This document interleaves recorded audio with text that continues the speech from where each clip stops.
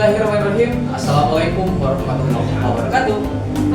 Salam sejahtera, salam kebajikan untuk Anda semuanya. Kembali lagi di Onet, obrolan tunanetra. Obrolan yang fleksibel, yang santai dan juga intens tentunya. Alhamdulillah saat ini walaupun di luar sedang hujan, saya tentunya harus menepati janji untuk mengunjungi beliau orang hebat, dan saya juga baru pertama ketemu juga, tapi setelah melihat sebuah perjalanannya rekam jejaknya, wow, masya Allah, tabarakallah, saya sangat bangga sekali bisa ada saat ini, dan langsung aja sudah ada di samping saya adalah Bapak APT Abdul Rijal Rahman Priyadi, S-Farm ME.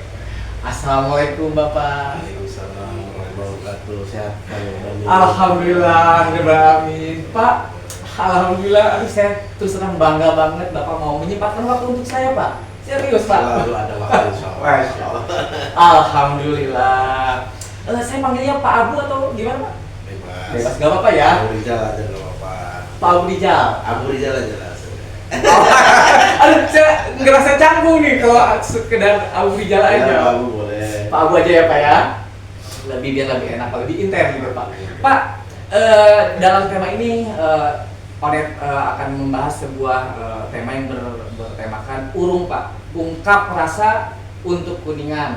Karena bukan berarti sekarang kita sedang dekat dengan pilkada ya Pak ya, dengan pilkada serentak gitu. Tapi memang seharusnya gitu ya, yang Onetor yang harapkan adalah sebuah kontribusi dari siapapun. Tidak hanya dari seorang pejabat ataupun bahkan gitu ya Pak ya, seseorang kasarnya itu seorang pemulung itu bisa menjadi kontribusi apa ya? Semua Gitu. bisa. Semua kalangan. Nah Pak, lalu juga Bapak adalah Direktur PT BMT BMT L Arbah. Oke, BMT L Arbah. Aduh, saya sampai lupa. Pak, sedikit tentang PT Langsung aja BMT. BMT. Oh, BMT L Arbah gitu ya. Iya. Bapak di situ direktur ya Pak ya. Iya. Nah, Pak, Oneters pengen tahu sebetulnya apa Pak? BMT itu. Betul. Ya memang BMT itu lahir dari teman-teman yang mempunyai semangat ekonomi keislaman gitu ya. Bahwa kita untuk berkembang di dunia ekonomi ya, dengan misi bebas riba gitu kan. Bagaimana menggerakkan ekonomi kerakyatan dengan prinsip-prinsip syariah. Gitu. Sebenarnya teman-teman ini akhirnya mendirikan lembaga keuangan syariah ya, mikro finance, memang untuk mendukung atau mensupport teman-teman kita yang para pelaku usaha UMKM lah gitu. Ceritanya seperti itu. Di Kabupaten, khusus di Kabupaten Kuningan? Kuningan, lahir di Kuningan. Ya. Ya awalnya sih memang mengcover anggota teman-teman itu Kuningan. Nah sekarang sudah merambah ke wilayah Jawa Barat. Jadi anggota kami sudah ada di Cirebon, Bangka, Indramayu. Tapi memang sebagian besar ya Kuningan. Besar Kuningan ya Pak. Pak, lalu juga sebelum membahas yang lainnya Pak, Bapak juga adalah owner apotek Dharma Pharma ya Pak ya. Nah, Pak, sedikit tentang Bapak mengikuti tentang stunting Pak? Ya stunting mengikuti, tapi saya tidak berperan aktif langsung. Banyaknya teman-teman apoteker yang aktif di pemerintahan seperti di puskesmas, di organisasi. Saya hanya mensupport dari sisi yang lain lah. Saya tidak terjun langsung di ketika baksos aja, paling baksos gitu kan, tentang stunting.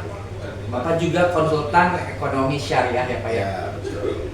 Pak, sebuah konsultan yang saya tahu ya Pak ya, seorang konsultan tentunya Masya Allah bertemu banyak orang ya Pak ya gitu. Iya. Salah satunya tentunya Bapak arahkan untuk ke BMT tadi ya Pak mungkin. Ya, salah satu kira-kira yang kiranya matching bisa dikerjasamakan, bisa ke BMT Arbah, atau misalkan tidak matching bisa kita arahkan ke lembaga yang lain yang lebih pas gitu, cocok sesuai dengan kondisi yang bersangkutan. Lalu sudah berapa lama Pak adanya BMT ini? PMT Larga itu lahir ya berdiri itu tahun 2014. 2014? Jadi sudah 10 tahun yang lalu ya. 10 tahun yang lalu ya. Gak kerasa ya udah 10 tahun. Aduh, mau anniversary nggak Pak? Ya. Milan. Intinya mah nggak kerasa rambut semakin berubah gitu. Aduh, Masya Allah. Aduh, oh sudah berubah ya Pak? Saya pikir masih hitam. Sudah mulai meninggalkan dunia hitam. Tapi semua masih muda. Betul. Nggak jauh beda dengan yang 17 tahun. Betul, yang harusnya Pak kalau semangat ya Pak ya. Insya Allah. Insya Allah ya Pak, terus semangat ya Pak. Nah Pak, Oneters juga pengen mengetahui ya Pak ya. Tentunya itu sebuah ada latar belakangnya Pak ya. Apakah latar belakang yang Bapak punya untuk mendirikan BMT ini adalah untuk Kuningan atau untuk memang pribadi? Ya tentunya karena ini kan semangat berjemaah ya. Jadi kita mendirikan itu kan ingin nilai kebermanfaatannya untuk umat, untuk masyarakat. Ya, karena BMT itu landasannya kan dari anggota, oleh anggota, untuk anggota. Jadi bukan dalam rangka mengeruk atau mencari keuntungan yang sebesar-besarnya untuk pendirinya atau untuk pengurusnya gitu kan. Jadi kalau yang kayak pengurus berarti bukan pengurus dong, namanya penguras gitu kan. Aduh. Betul. Jadi memang bagaimana caranya nilai manfaatnya itu ya lebih dirasakan oleh banyak orang, lebih berjamaah kan, semakin banyak manfaat, nilai kebaikan seseorang itu kan dilihat dari berapa besar sih, seberapa banyak sih nilai manfaatnya untuk masyarakat. Betul. Dan anggotanya sudah berapa banyak Pak? Hampir 1000. Masya Allah. Hampir 1000. Oneters. Insya Allah tahun ini 1000. Nah, Anggotanya Hampir 1000 ya, Masya Allah. Oneters, Masya Allah. Oneters yang ada di rumah, kalau yang mau bergabung silakan. Datang ya Pak ya. Konsultasi dulu kan Pak ya pertama ya. konsultasi dulu. Dan juga saya ini mengucapkan terima kasih untuk di Rosa Coffee ya Pak ya. Datangnya Bapak di sini ya? Ya, saya lebih banyak waktu untuk berjumpa dengan anggota, teman-teman atau yang konsultasi itu di sini. Di sini ya. Di Rosa Coffee karena udah bosan kantor gitu. Masya Allah. Enaknya tinggal duduk ya Pak, uang datang gitu ya. Kantornya sambil kopi. Sambil kopi ya Pak ya. Jadi suasananya lebih rileks, lebih. Tapi rekening tetap ada kan Pak? Ya, kalau rekening sih banyak nomornya ya. Mau yang mana gitu? Betul. Nah pokoknya Oneters yang yang berminat atau tertarik gitu, nah nanti silahkan datang aja ke di Rosa Coffee gitu ya, ada di PMK. Pokoknya ini seru banget, tempatnya enakan pokoknya kayak apa ya gitu. Dan nanti bisa ketemu langsung nih sama Pak Abu, Masya Allah, tabarakallah. Dan satu hal yang perlu informasi nih buat Oneters. Salah satu pendiri kami itu PMT Larma itu ada anggota dari Onet. Oh, Itu Onet. Masya Allah. Namanya Pak Yanto. Kita spill. Pak Yanto, oh iya. Iya. Saya tahu Pak Yanto, itu senior saya. Itu dari awal mendirikan itu beliau sangat berkontribusi sampai lahirnya berdirinya PMT Larma. Dan sekarang masih aktif Pak Yanto? Sekarang beliau aktifnya di bisnisnya. Tuh. Saya tahu itu senior saya Pak. Masalah beliau sudah membuktikan bagaimana seorang tunanetra bisa membangun rumah, memiliki rumah ya, Betul. tanpa riba. Nah, itu kan luar biasa ya, sebuah prestasi lah. Amin. Semangat jualnya harus seperti itu. Amin. Alhamdulillah, ini saya baru tahu nih cerita ini Pak. Baru tahu. Tapi Pak ya, tadi Bapak bilang anggota sudah 1000 ya Pak ya? Hampir 1000 ya, hampir 1000. Mudah-mudahan nanti setelah kata yang ini bertambah, genap 1000 dan nambah lagi ya Pak ya. Nah Pak, dari beberapa anggota itu mungkin Bapak bisa memberitahu kami Oneters yang ada di rumah, minta spill lah sedikit Pak. Ada siapa saja sih Pak anggota-anggota Bapak yang mungkin sekarang sudah terlihat gitu? So, ya, alhamdulillah, memang misi kami itu sebagai lembaga pendamping dan mensupport teman-teman ya yang usaha di UMKM lah, kategori usaha mikro UMKM, dari mulai merintis nol gitu kan, kemudian semakin berkembang ya. Anggota-anggota kami yang sudah kami dampingi dan kami support termasuk permodalan dan pembiayaannya seperti rumah makan Pasir Wangi. Oh iya Pak, itu besar kan? terus Alma Catering ya sekarang sudah termasuk 5 besar catering lah di Kuningan, luar biasa mitra kami. Kemudian juga ada Berkana Chicken. Oh iya. Itu udah berapa outlet tuh cabang-cabangnya. Ada juga Ameras Cake ya, salah satu snack yang pilihan yang terbaik lah di Kuningan itu. Kemudian juga ada bakso bom, ada rumah makan Teteh di Luragung, ada juga apotek Sehati itu. Oh, apotek Sehati ya. Gedung di Gadung Gede itu gedungnya itu rukonya kita yang bangun. Oleh BNT. Ada juga usaha lain ya, banyak lah, sampai saking banyaknya jadi banyak yang lupa juga. Tapi kebanyakan mereka awalnya dari konsultasi, Pak. Dari konsultasi, oke. Bahkan ada yang datang ke kami itu ya konsultasi berdua suami istri, nangis-nangis, ada sedih karena kan hancur bisnisnya gitu kan, pengen memulai lagi gimana caranya supaya bisa berkembang lagi. Banyak itu yang memang berusaha bangkit dari keterpurukan. Betul Pak. Nah, ketika membicarakan sebuah keterpurukan, sebuah kebingungan, Pak, kadang-kadang owners di rumah juga yang masih orang awam gitu ya Pak, mendengar kata konsultasi itu mereka berpikir secara materi gitu ya Pak ya. Apakah ketika datang ke sini kita harus harus memikirkan dulu materi atau memang punya keinginan dulu? Ya betul. Jadi kalau memang kita bangkit dari hal itu kan sebenarnya semuanya orang yakin bahwa rezeki itu minallah ya, rezeki itu dari Allah. Semuanya pasti dijamin. Tapi masalahnya kan hardware software kita belum klik nih. Belum klik itu apa? Kita belum tahu cara yang benar. Yang kedua, kitanya belum melakukan dengan sungguh-sungguh. Artinya ya banyak magernya, banyak ragunya, banyak khawatirnya. Udah majalahnya nggak tahu harus kemana dan bagaimana, terus kita banyak diem. Nah, sehingga akan sulit.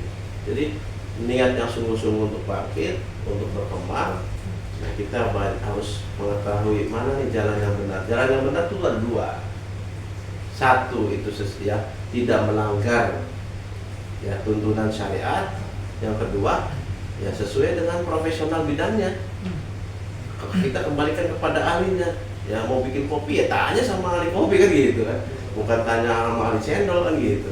Artinya harus koridor itu. Kemudian harus terus bergerak gitu. Mau nggak melakukan.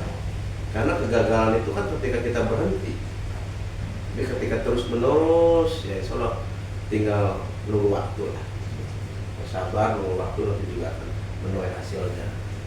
Waduh, Connectors, saya dapat ilmu baru gratis, Masya Allah. Ilmu itu mahal loh, beneran. Saya bangga banget Pak ada di sini ketemu Pak Abu.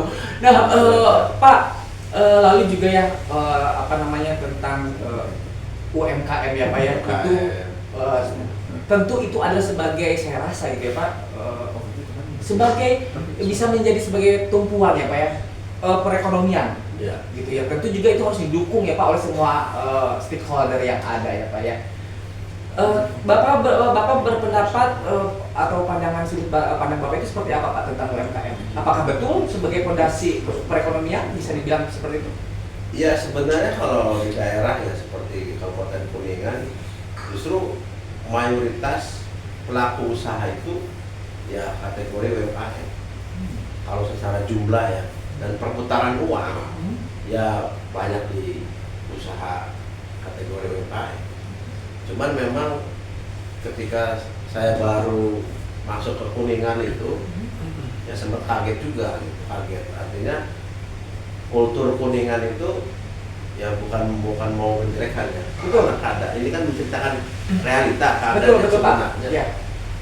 Lebih menyukai santai gitu. Artinya habis maghrib sepi, gak ada aktivitas, entah aktivitas belajar, entah aktivitas diskusi, entah aktivitas bisnis gitu kan. Dan ya lebih banyak ngobrol tidak produktif gitu kan. Jadi budaya produktifnya ini masih rendah saat itu ya, saat saya baru ke Kuningan ya. Tahun berapa Pak itu? 2007 2008 lah. Jadi lengang gitu kan, banyak lengangnya, jalan tuh lengang gitu. Belum ada kedai kopi yang seperti ini kita bisa ngobrol dan diskusi. Nah, artinya ini kan sebuah fondasi ketika daerah itu harus berkembang secara nilai ekonomi, yaitu kultur budaya masyarakatnya lebih produktif. Maksudnya lebih produktif itu begini ya, persentase kita hidup gitu. Kita sama, jatahnya 24 jam. 24 jam. Selama 24 jam, berapa persen Anda itu di waktu Anda itu bernilai produktif? Dan berapa persen waktu Anda itu dibuang sia-sia? Kalau di bawah 50%, bahwa waktu kita itu misalkan ya cuma 8 jam, 7 jam ya dipakai untuk sesuatu yang bermanfaat, berarti nilai produktivitas kita masih rendah, masih di bawah standar. Maksudnya apa, produk itu bukan berarti langsung menghasilkan cuan ya. Kita baca buku yang bermanfaat pun produktif. Kita baca artikel, lihat YouTube, IG, cara bisnis, itu juga produktif. Seperti ini produktif, nggak mesti yang sifatnya langsung sales misalkan atau transaksional. Artinya gimana caranya waktu itu seproduktif itu yang akan merubah pergerakan ekonomi di suatu daerah. Itu pandangan saya sih ya. Dan Bapak melihat sampai saat ini Kuningan ada perkembangannya? Ada perkembangan. Dari tahun 2007 itu? Meskipun ya masih banyak juga sih yang nongkrong para nunggu masih ada gitu ya. Tapi mudah-mudahan kedepannya kita nongkrong ngopi, ya ngopinya kopi yang punya nilai gitu, bermanfaat, sesuatu yang positif gitu kan. Apapun itu, tentang pendidikan, tentang tadi stunting, kesehatan, tentang usaha. Jadi bagaimana waktu habis itu dihabiskan untuk sesuatu yang bermanfaat untuk masyarakat. Berarti Bapak mendukung FGD Pak ya? Jelas. Justru harus digalakkan tuh FGD. Masalahnya FGD itu mau online mau offline kan susah ngumpulnya tuh. Gimana mau diskusi kan ngumpulnya itu susah kan gitu ya. Saya juga ada grup FGD ada, cuman memang motivasi untuk terbuka ya, untuk diskusi terbuka, literasi gitu kan, betul, ilmiah, belum jadi kultur. Jadi kayak semacam ya saya mah ikut aja deh apa yang hasilnya. Jadi masih banyak yang ibaratnya follower aja, masih banyak follower, bukan pelakunya gitu. Ya udah hasil keputusannya apa saya ikut gitu kan. Nah harus dirubah kultur itu, bahwa kita itu ikut kontribusi dalam pemikiran, sehingga kan terangsang untuk mencari literasi kan begitu. Tapi Bapak punya keyakinan itu bisa digerakkan di Kuningan? Bisa, meskipun butuh waktu. Cepat atau lambat menurut Bapak? Tergantung bagaimana kita menggunakan era transformasi ya, informasi bijak dalam menggunakan transformasi digital. Artinya kan sekarang yang namanya nyari ilmu kan kalau dulu harus ke Gramedia. Ya, nyari buku apa? Ada sekarang tinggal di handphone. Klik keluar semua. Bagaimana kita bijak menggunakan itu sehingga input transformasi ilmu itu lebih cepat, lebih mudah kita berdiskusi.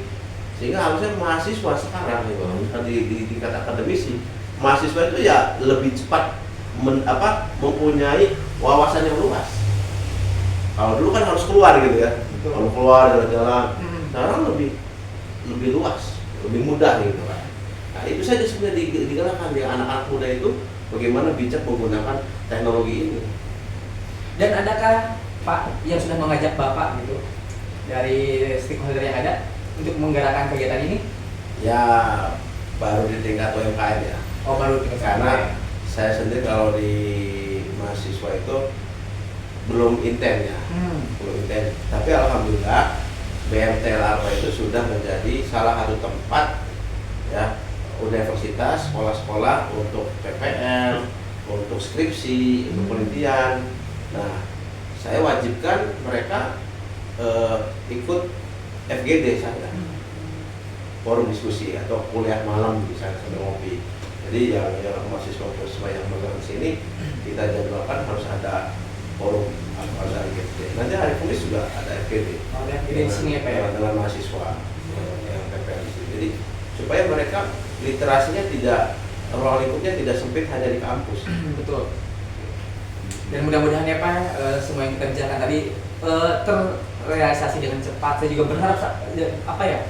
Berharap banget gitu Pak, yang tadi Bapak paparkan itu saya setuju banget Pak. Kalau saya bupati nih, saya langsung deh.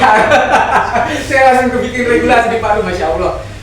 Pak, tentunya tadi Bapak sudah membahas tentang DMT apa ya, UMKM ada segi bisa menjadi fondasi, lalu juga ada FGD di situ ya Pak ya, ada diskusi-diskusi yang memang harus dilakukan, ada konsultasi di situ ya Pak ya, dan Bapak juga tentunya saya rasa selalu open ya Pak ya, open kepada masyarakat Kabupaten Kuningan ya Pak ya.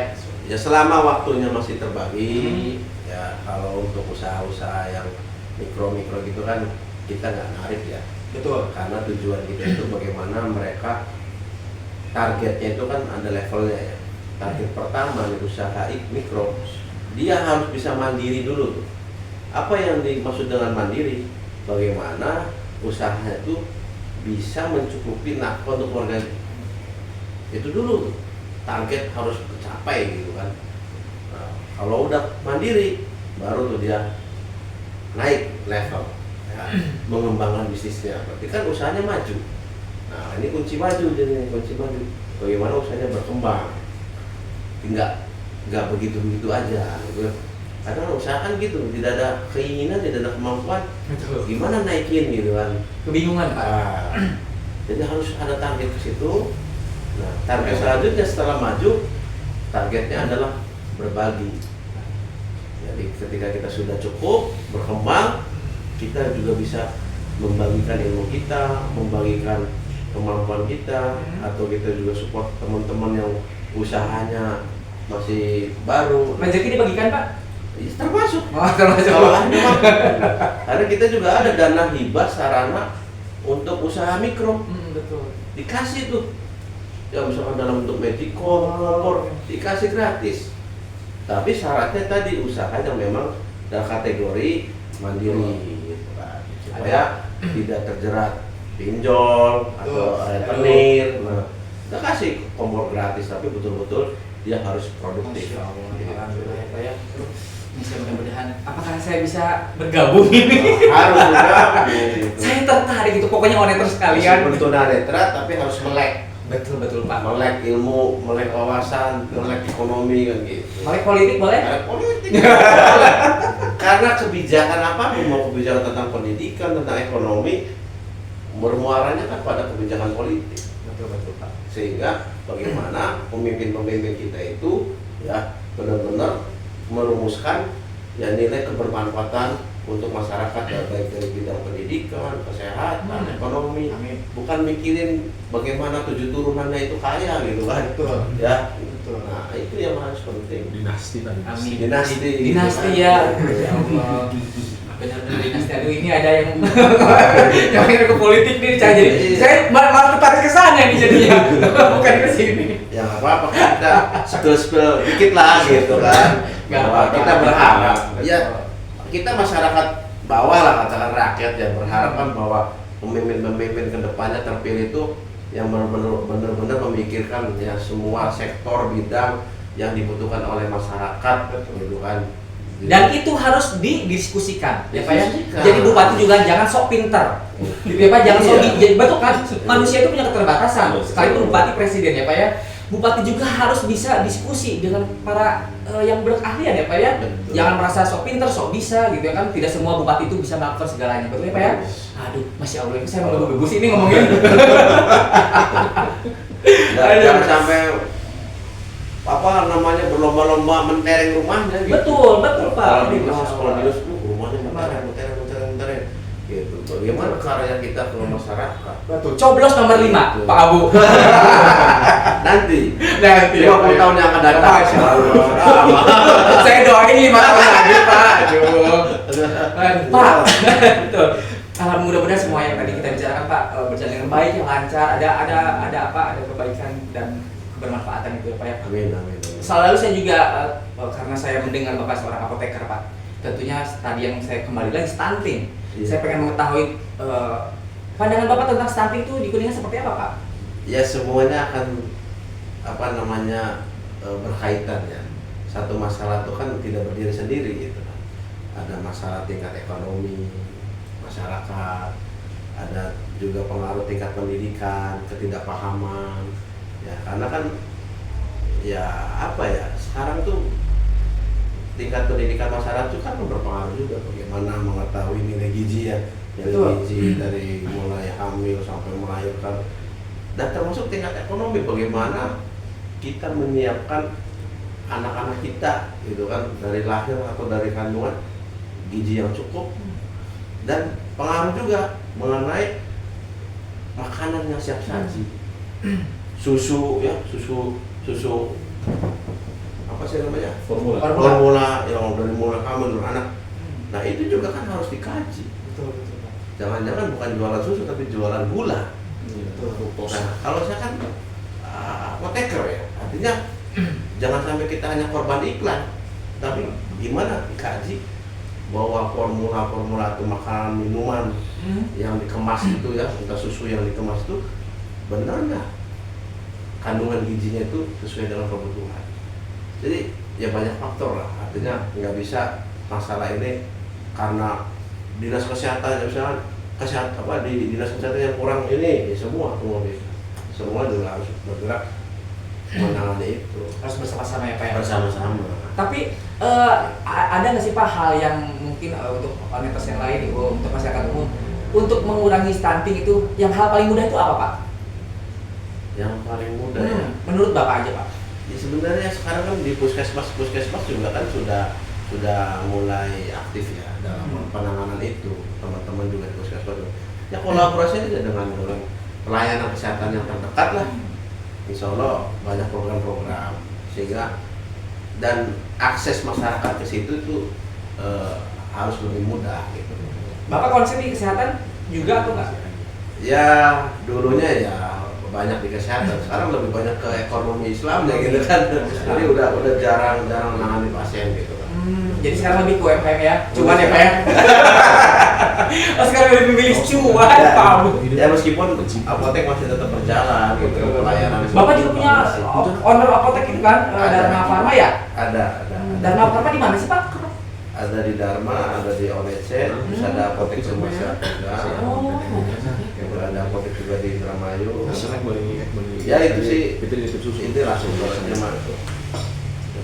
Pokoknya tugas kita itu bagaimana memberikan manfaat buat masyarakat lah. Kalau nyari duit kan salingan aja lah buat saya.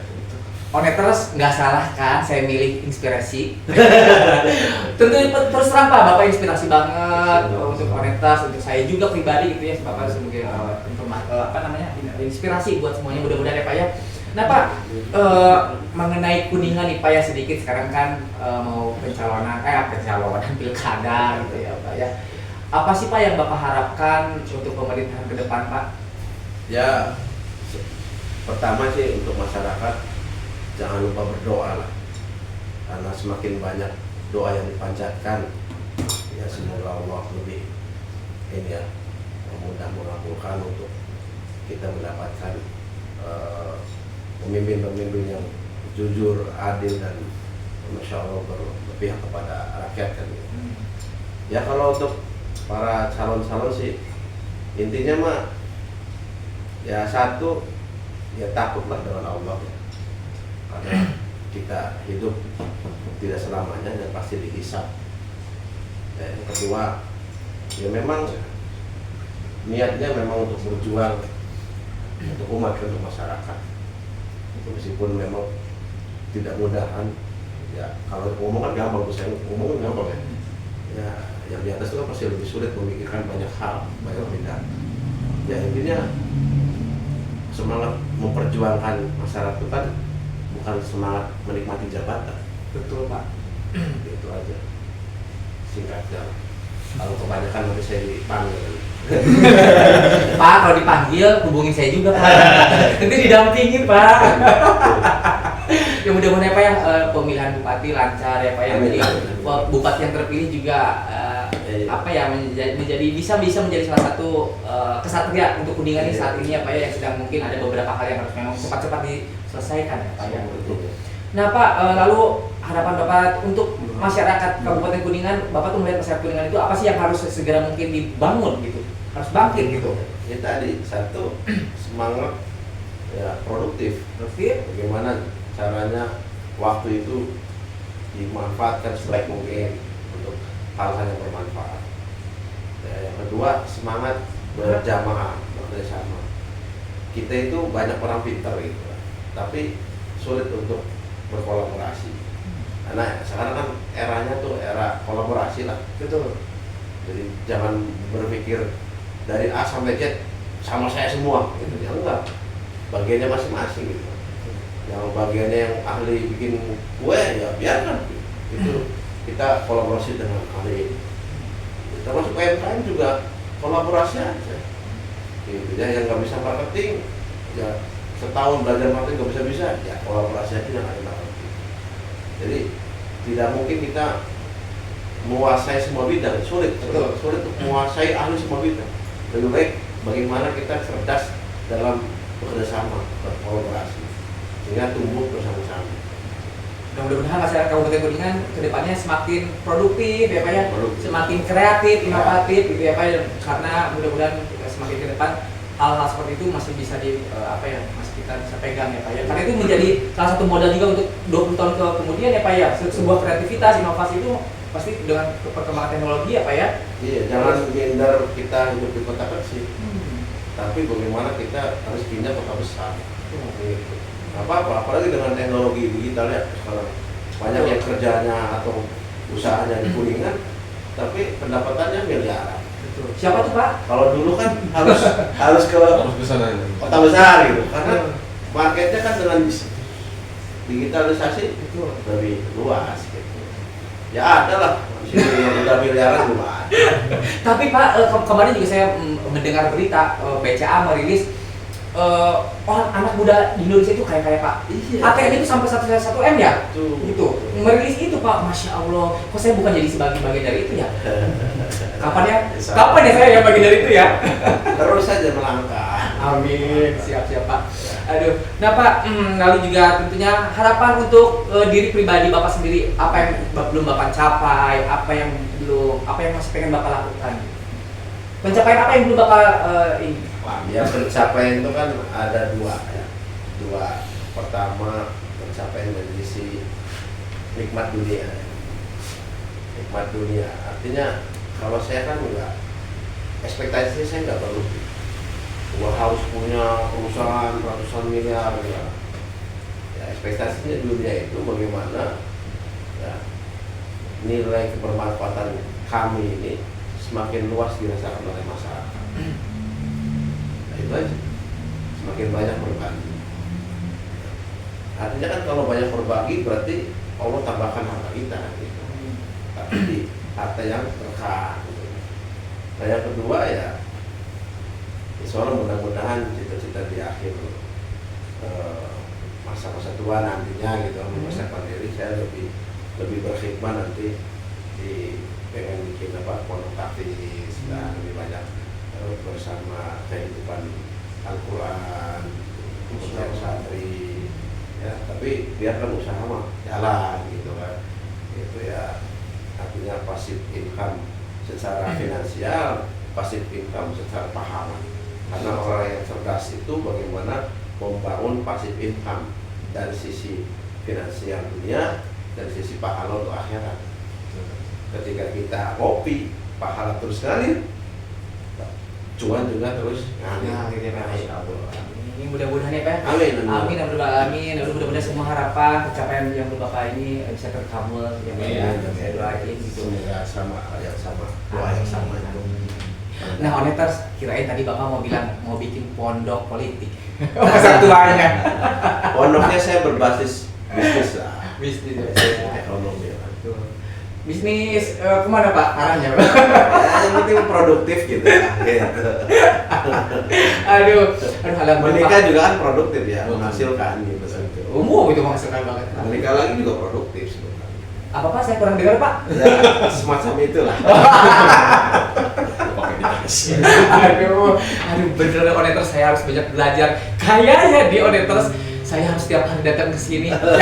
Pokoknya yang mau datang ke sini, calling saya yang saya ikut pokoknya ke sini ya di Rosa Coffee apa ya? Rosa Coffee. Kalau ngopi itu kan gak usah mikir yang aneh-aneh gitu. Betul. Gak usah mikir yang stres-stres gitu ya. Yang bikin bahagia. Ya bikin bahagia lah. Betul. Kopi bisa bikin bahagia ya Pak ya. Jadi ada moto gini katanya. Kami bukan orang kaya, tapi kami orang bahagia. Gitu kan. Tapi dah anggar Pak kalau ada hutang mah pusing. Iya deh, kayak derai. Ngopi hilang sesaat gitu kan. Kopi pulang ke rumah pusing lagi Pak. Masya Allah. Gak usah dipikirin utang mah. Bayar. Gak akan lunas dibayar gitu. Dibayar utang mah. Betul Pak. Tapi terus ada satu lagi saya lupa. Bapak ini owner di Rosa Coffee, boleh minta tepuk tangannya dong. Ya Allah, betul apa ya?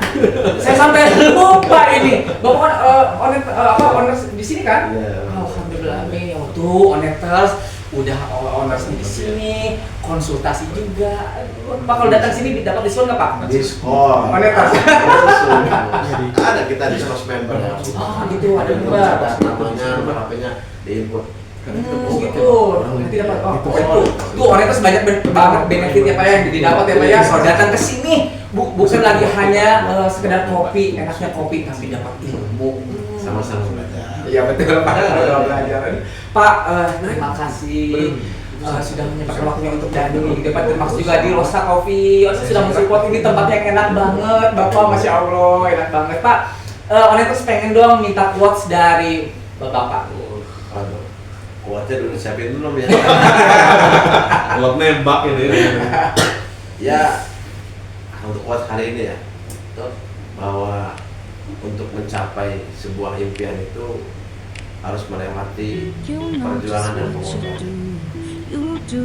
Kalau enggak seperti itu namanya ingin dan angan-angan. Ada ingin dan angan-angan. Karena kan kita banyak keinginan, ingin begitu gitu kayak lagu Doraemon kan gitu. Itu kayak kita kaum perubahan kan namanya kan. Banyak ingin dan banyak angan-angan. Jadi ya sebuah ekspektasi yang harus kita capai harus melewati perjuangan dan pengorbanan. Gak mungkin itu udah satu paket gitu. Perjuangan dan pengorbanan ya Pak ya. Kalau kaum rebahan ya Anda hanya ingin dan angan-angan. Tahu nggak ini buat oneter rebahan itu Apa tuh? Mau tahu nggak? Mau dong. Ini bisa quote hari ini nih. Apa tuh? Apa kaum rebahan? Rencana banyak tapi terhalang cuan gitu. Ayo, Masya Allah. Itu Pak, tadi tolong siapa Pak namanya Pak? Ayo. Oh, nanti saya. Itu kita masih kaum rebahan itu.